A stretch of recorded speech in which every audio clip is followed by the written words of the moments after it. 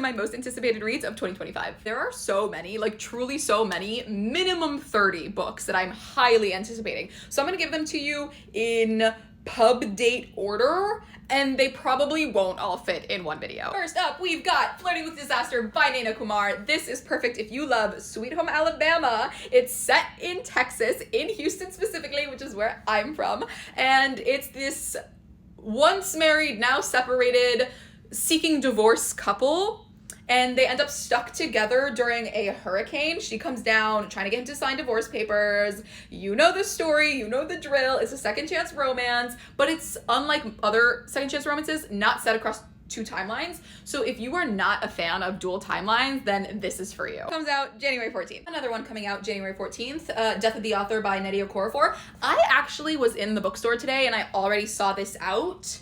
I had to stave off the temptation to buy it. I feel like this should be a strict on sale because I've heard amazing things about it. I mean, like, it's blurbed by George R.R. Martin, which feels kind of insane to me, but it's about an author who writes a sci-fi novel and then is navigating the novel's success after. So it's about identity, and I think it's also about like family and love. I'm really excited because I've only heard very good things about this. Another January 14th release, a stacked pub day, is Good Girl by Aria Aber. I am so excited for this one. Like, I know that this is a general most anticipated list, but this is like top most anticipated.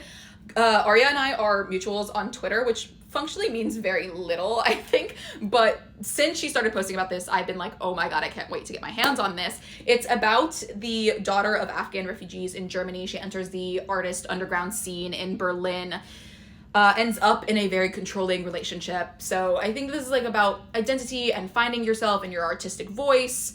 Very excited for it, particularly when you look at who blurbed it, Raven Leilani and Kaveh Akbar. Like, dream blurbs. Week after that, Too Soon, Betty Shamia, January 28th. I know nothing about this other than Betty is Palestinian, and that is enough for me. Also on January 28th is We Could Be Rats by Emily Austin. Emily donated multiple things to the Gaza book auction, so automatically in my book she ends up on my TBR, but I have been recommended her novels for years.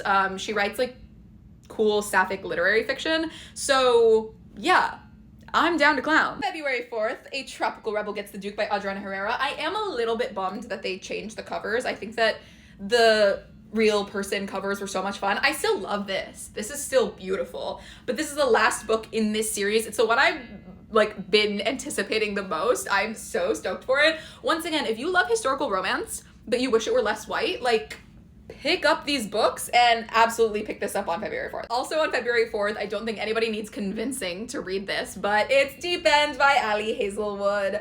This was so much fun. It is such a joy to read Ali's books because I feel like you can, with each book, witness how she's growing in her craft, and I, for one, am obsessed with that. Like, following an author on their journey there's truly like nothing like it. I'm obsessed. So I still think Love Theoretically and Checkmate are my favorites. Like, those are my girls, but this was so good. So my birthday is February 2nd, so I am going to be treating Deep End and A Tropical Rebel Gets the Duke as my birthday presents. Now, this book, originally it was set to come out January 7th, but it has been pushed back, I'm fairly certain, I just looked it up, to February 11th. I don't know if that's going to be the hard pub date or if they're going to change it again, but Perfect Victims and the Politics of Appeal by Mohammed El-Kurd. This is, as the title suggests, a book about Palestinian resistance and the perceived need on the part of the international community to view Palestinians as perfect victims before they show any kind of empathy or care or outrage. I've talked about this concept, I think, quite a lot on this account, particularly in the early days of the genocide, because I was witnessing so much of the perfect victim mentality when it came to how people were talking about Palestine and Palestinians, using a lot of women and children or just children language, which is superbly dehumanizing and again falls under this logic of the perfect victim, that you can only sympathize, empathize, care about these people when they are the perfect innocent victims who can never do any wrong, which is like an infant, for example, is a perfect victim, because how the fuck can an infant ever be culpable for what's going on in the world? So if you've ever found yourself falling victim to the narrative of the perfect victim, I would highly recommend pre-ordering this, picking this up. Another one, very different, coming out on February 11th is Emily Wilde 3, Emily Wilde's Compendium of Lost Tales.